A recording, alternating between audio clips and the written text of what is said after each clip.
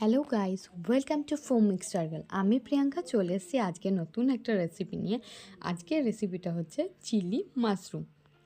এই রেসিপিটা তোমরা ভাতের সাথে, এছাড়া রুটি, পরোটা যে কোনো কিছুর সাথেই ট্রাই করতে পারো। আশা করি তোমাদের রেসিপিটা ভালো লাগবে। চলো শুরু করা যাক। তো আমি নিয়ে নিয়েছি কিছুটা পরিমাণ মাশরুম। এবার মাশরুমগুলোকে ভালো করে ধুয়ে নিয়েছি আর নিয়ে নিয়েছি 4 কোনা করে কেটে রাখা পেঁয়াজ আর ক্যাপসিকাম, আর নিয়ে নিয়েছি রসুন।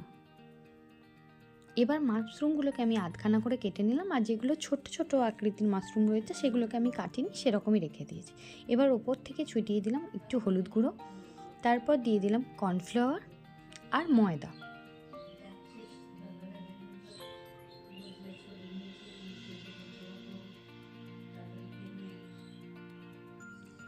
এবার এগুলো দিয়ে বেশ ভালো করে ব্যাটারটাকে মাখিয়ে 15 থেকে 20 মিনিট মতো ওয়েট করব।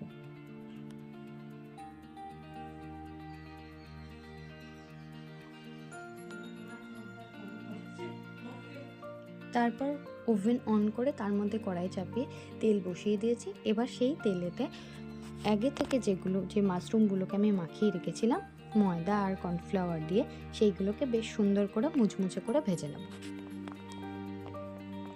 এবার ভাজা হয়ে গেলে ওই তেলের মধ্যেই দিয়ে দেবো রসুন কুচি।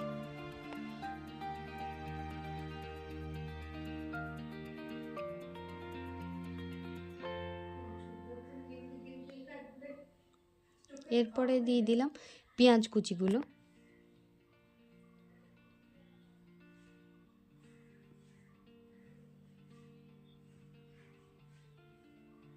সেগুলো হালকা ভাজা হয়ে গেলে এরপরে এর উপরেই দিয়ে দিলাম ক্যাপসিকামগুলো।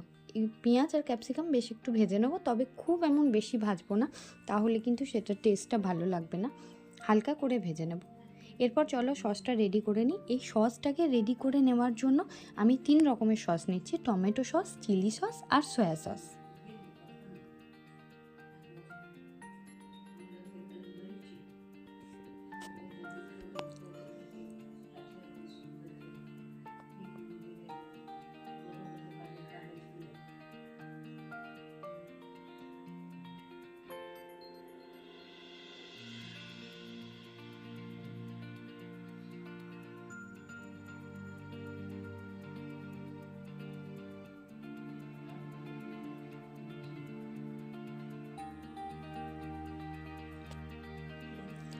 এবার সেই সসটা ওই ক্যাপসিকাম আর পেঁয়াজ ভাজার ওপরে দিয়ে দিলাম।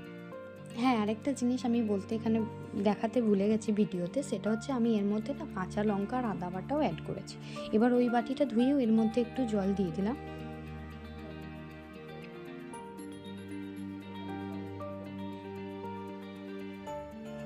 কিছুক্ষণ এটাকে হতে দিয়ে এরপরে আরও 1 বাটি জল এর মধ্যে দিয়ে দেবো। এরপর অল্প একটু গরম জলে একটু 1 চামচ মতো কর্নফ্লাওয়ার গুলে এর মধ্যে দিয়ে দেবো, কারণ এই মুহূর্তে দেখো ঝোলটা যতটা পাতলা লাগছে সেই কনসিস্টেন্সিটাকে একটু ঠিক করার জন্য আমি আবার এর মধ্যে ওই কর্নফ্লাওয়ারটা দিয়ে দিলাম। এরপরে দেখো গ্রেভিটা কতটা ঘন লাগবে।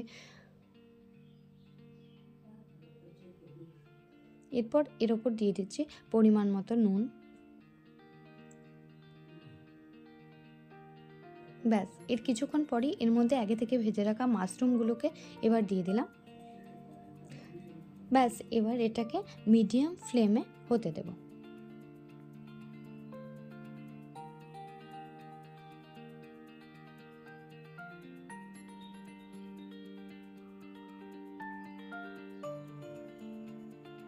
তো দেখো এটা অলমোস্ট রেডি হয়ে গেছে এবং এর ঝোলটা অনেকটা কমে গিয়ে গায়ে মাখো মাখোও হয়ে গেছে। এই অবস্থায় নামিয়ে নিলে, এটা ঠান্ডা হলে আরও একটু জমে আসবে। তো এবার আমি এটাকে নামিয়ে নেব এবং এরপরে ওপর থেকে দিয়ে দিচ্ছি সাদা তিল, একটু শুকনো করে কড়াইয়ে ভেজে নিয়ে এর ওপর ছড়িয়ে দিচ্ছি। এটা তোমরা চাইলে দিতেও পারো, নাও দিতে পারো, তবে এটা দিলে বেশ ভালো লাগে টেস্টটা। ব্যাস, তৈরি হয়ে গেছে রেসিপি। তো তোমাদের যদি এই রেসিপিটা ভালো লেগে থাকে তাহলে অবশ্যই লাইক, শেয়ার আর সাবস্ক্রাইব করতে ভুলো না। দেখা হবে নেক্সট ভিডিও, নেক্সট রেসিপিতে। এই পর্যন্ত এইটুকুই। Thank you.